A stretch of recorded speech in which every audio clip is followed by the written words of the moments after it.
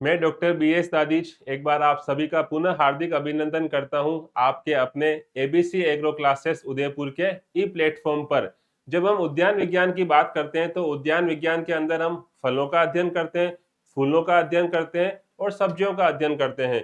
आज हम एक महत्वपूर्ण टॉपिक पर चर्चा करने वाले हैं, वो संबंध रखता है सब्जियों से।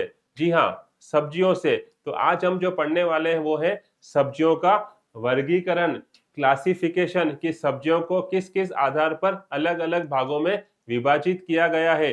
तो चलिए आज की इस महत्वपूर्ण क्लास को आरंभ करते हैं। और जब हम सब्जियों की बात करते हैं तो सबसे पहला प्रश्न बनता है कि सब्जियों का अध्ययन कहलाता क्या है। तो उसका आंसर है ओलेरीकल्चर। सब्जियों का अध्ययन क्या कहलाता है? ओलेरीकल्चर। ये आपको अच्छे से पता है, सब्जियों का अध्ययन। और यह किसका भाग है? यह है उद्यान विज्ञान का एक बहुत महत्वपूर्ण भाग है। तो जब हम सब्जियों के वर्गीकरण की बात करते हैं तो याद रखिएगा, सबसे पहला वर्गीकरण अगर आपसे पूछे तो वो प्रकाश की अवधि के आधार पर, याद रखिएगा, प्रकाश की अवधि के आधार पर।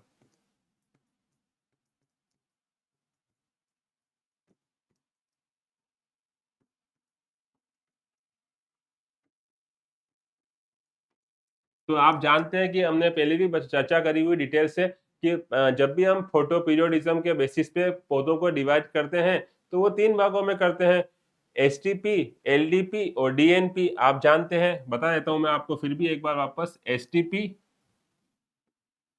LDP और DNP। लघु दिवसीय पौधे, दीर्घ दिवसीय पौधे और दिवस निष्प्रभावी पौधे जिसपे प्रकाश का प्रभाव नहीं पड़ता है।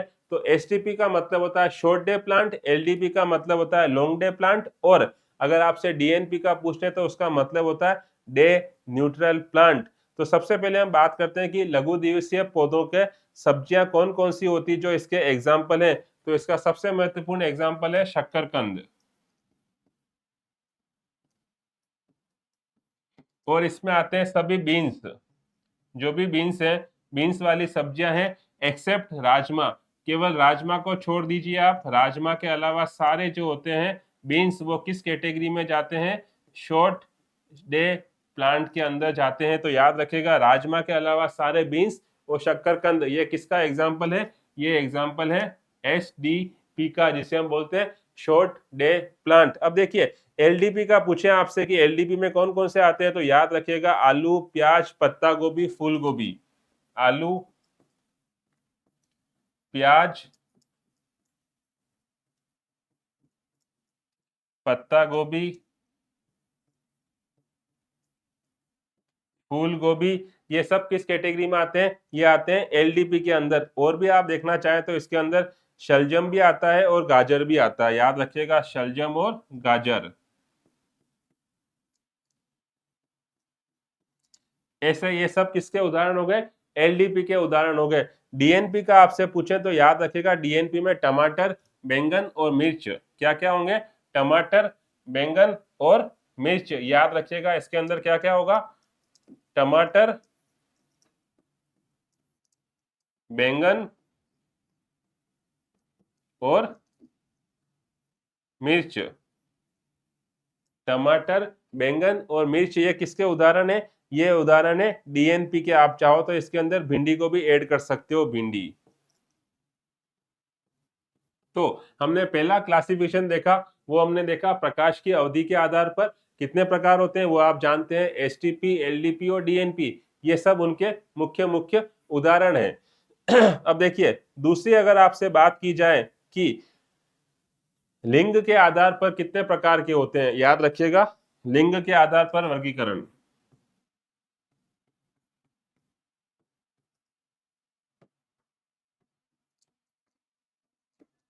लिंग के आधार पर अगर वर्गीकरण पूछा जाए आपको सब्जियों का, तो याद रखिएगा इसके दो महत्वपूर्ण भाग हैं। वो दोनों हैं, आप जानते हैं, मोनोशियस और डायोशियस। आपको बहुत अच्छे से पता है, मोनोशियस और इसको कहा जाता है एक को डायोशियस। एक लिंगी और द्विलिंगी कहा जाता है। मोनोशियस का अगर आपसे एग्जांपल पूछे तो याद रखिएगा, कुकुरबिटेसी, जो पूरी सब्जियां होती है कुकुरबिटेसी कुल की।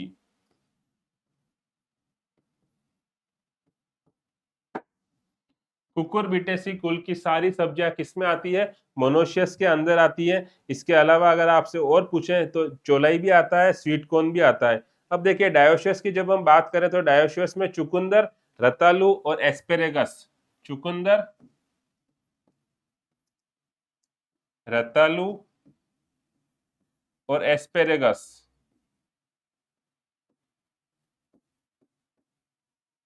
ये सब किसके उदाहरण हो गए?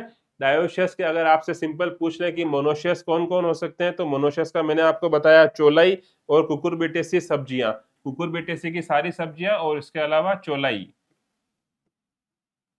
ये दोनों किसके एग्जाम्पल है? मोनोशियस के और डायोशियस के एग्जाम्पल मैंने आपको बता दिए। अब देखिए अगर आपसे ऐसा प्रश्न पूछ ले कभी कि परागण के आधार पर, अगर हम तीसरे क्लासिफिकेशन की बात करें, परागण के आधार पर,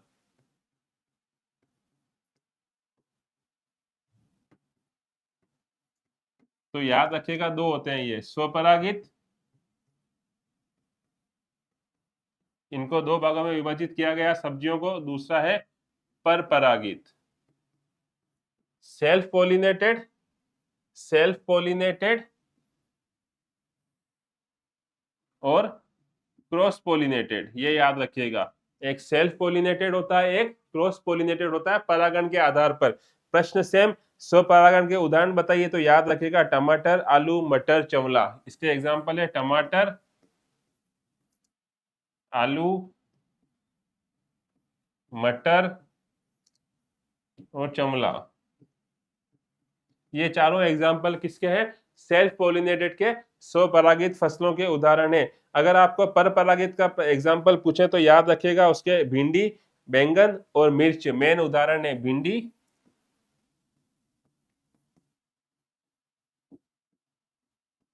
बैंगन और मिर्च, भिंडी, बैंगन और मिर्च, ये तीनों किसके उदाहरण है? परपरागित फसलों के, सब्जियों के उदाहरण हैं। ये चीज आप याद रखिएगा। अब देखिए कभी कभी ऐसा होता है कि इसके अंदर कभी नर भाग पहले विकसित हो जाता है, कभी मादा भाग पहले विकसित हो जाता है, तो उन्हें क्या कहा जाता है? हम उसके ऊपर अगर चर्चा करना चाहें तो याद रखिएगा एक कंडीशन होती है जिसे बोलते हैं प्रोटेंड्री, एक कंडीशन होती है प्रोटेंड्री और दूसरी कंडीशन होती है जिसे कहा जाता है प्रोटोगाइनी। याद रखिएगा प्रोटोगाइनी। तो अगर आपसे पूछे कि प्रोटेंड्री जिसमें नर भाग पहले विकसित होता है उसका कोई एग्जाम्पल बताइए तो याद रखिएगा इसका एग्जाम्पल है प्याज और गाजर।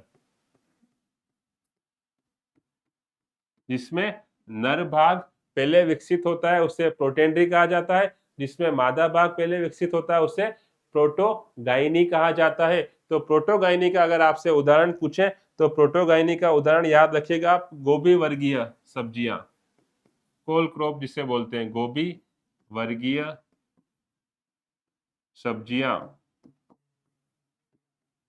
इनको कोल क्रॉप कहा जाता है। आपको याद है कोल क्रॉप।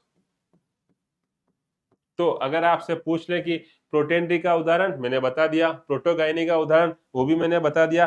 कभी कभी ऐसा होता है, इसको बोलते हैं विषम वर्तिकाग्र, हेट्रोस्टाइली, उसका प्रश्न बनता है तो याद रखिएगा विषम वर्तिकाग्र, जिसमें साइज दोनों का अलग अलग होता है, विषम वर्तिकाग्र। इसका एग्जाम्पल पूछे हेट्रोस्टाइलेट, विषम वर्तिकाग्र अगर आपसे कभी एग्जाम्पल पूछ ले तो याद रखिएगा इसका एग्जाम्पल है बैंगन और शक्करकंद,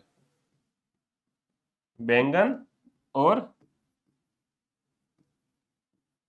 शक्करकंद। तो देखिए अगर आपसे प्रोटेंड्री का पूछे तो बता दिया आपको, प्रोटोगाइनी का पूछे तो आपको आंसर बता दिया, और अगर आपसे कभी विषम वर्तिकाग्र का पूछ ले तो उसका भी एग्जाम्पल क्या होता है, वो उदाहरण होता है बैंगन और शक्करकंद। अब देखिए अगर आपसे ऐसा पूछ ले कि मृदा की जो अम्लीयता होती है उसको सहनशीलता के आधार पर, मृदा अम्लीयता, मृदा अम्लीयता सहनशीलता के आधार पर, मृदा की अम्लीयता को सहनशीलता के आधार पर अगर विभाजित किया जाए तो याद रखिएगा इसको तीन भागों में विभाजित किया गया है, कम सहनशील, मध्यम सहनशील और अधिक सहनशील। कम सहनशील, मध्यम सहनशील और अधिक सहनशील। अब देखिए, जब आप अम्लीयता की बात करते हैं तो अम्लीयता अगर पीएच की बात करें तो कम सहनशीलता का मतलब होता है इसकी पीएच 6 से 6.5, याद रखिएगा 6 से 6.5 तक इसकी पीएच होनी चाहिए।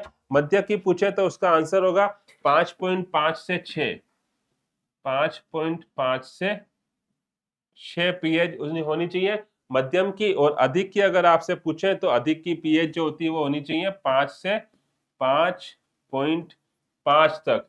इस तरह से अगर आपको पूछे तो इनके आंसर आपको पता होने चाहिए कि इनकी पीएच कितनी कितनी होती है। अब देखिए, कम सहनशीलता का उदाहरण अगर आपसे पूछे तो याद रखिएगा कोलक्रॉप्स और भिंडी, गोभी वर्गीय सब्जियां।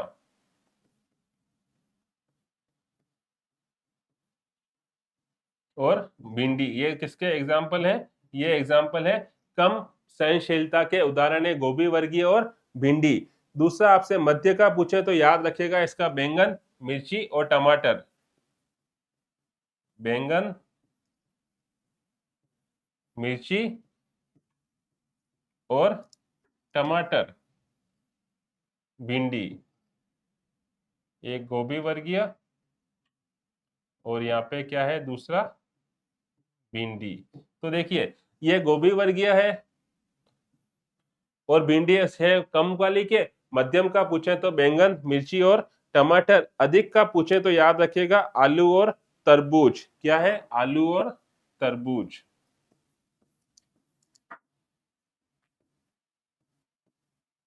ये मुख्य रूप से विभाजित किया गया है, वो किया गया है मृदा की अम्लीयता सहनशीलता के आधार पर, याद रखिएगा आप। अब देखिए, अगर आपसे कभी ऐसा पूछ रहे कि जल मांग के आधार पर बता दीजिए, जल मांग के आधार पर क्लासिफिकेशन, वाटर रिक्वायरमेंट।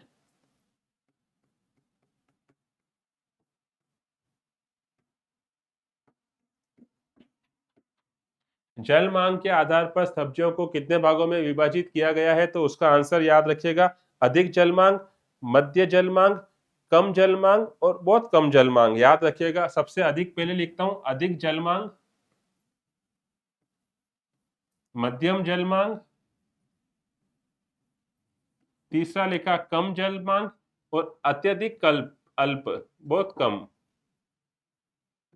सबसे कम जल मांग। अगर इस तरह से पूछे तो इसको 4 भागों में विभाजित किया गया है। अब देखिए, अधिक जल मांग वाली जो सब्जियां होती है उसके एग्जाम्पल याद रखिएगा, मुख्य रूप से पत्ती वाली सब्जियां और गोभी वर्गीय सब्जियां। याद रखिएगा पत्ती वाली सब्जियां और गोभी वर्गीय सब्जियां।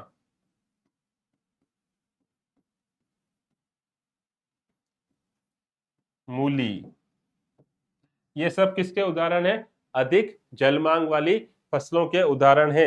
अब अगर आपसे पूछे मध्यम जल मांग वाली कौन सी है तो उसके आंसर याद रखिएगा टमाटर, बैंगन, मिर्च और आलू। टमाटर, बैंगन, मिर्च और आलू। ये चारों किस कैटेगरी में जाएगी? तो ये जाएगी चारों मध्यम जल मांग के आधार पर। अगर आपसे कम पूछे कम जल मांग वाली कौन सी है तो सभी बीन्स और तुरई। याद रखिएगा तुरई और सभी बीन्स। सभी बीन्स किस कैटेगरी में जाएगी? तो वो जाएगी कम जल मांग वाली के। अब देखिए, अति अल्प जल मांग, बिल्कुल कम जल जिसको चाहिए होता है वो है तरबूज और खरबूज, कद्दू। याद रखिएगा तरबूज, खरबूज और कद्दू। अति अल्प, बिल्कुल ही जिसको बहुत कम पानी की आवश्यकता होती है, अगर उस बेसिस पे डिवाइड करना चाहे तो वो होगा, ये 4 नाम दे रखे हैं मैंने आपको। इस तरह से हमने कौन सा वर्गीकरण पढ़ा अभी? जल मांग के आधार पर। तो देखिए, आज हमने सब्जियों के कुछ महत्वपूर्ण वर्गीकरण के बारे में डिटेल से उनके उदाहरण सहित अध्ययन किया। इनमें से नॉर्मली किसी भी कॉम्पिटिटिव एग्जाम में प्रश्न बनता ही बनता है, तो आपको उसका नाम और उसके उदाहरण सहित इसको याद करना है। उम्मीद करता हूं कि आपको आज का ये वीडियो समझ में आया होगा। इसी तरह के रेगुलर आपको वीडियो मिलते रहे, इसके लिए जुड़े रहिए आपके अपने एबीसी एग्रो क्लासेस उदयपुर परिवार के साथ। बहुत बहुत धन्यवाद आप सभी का।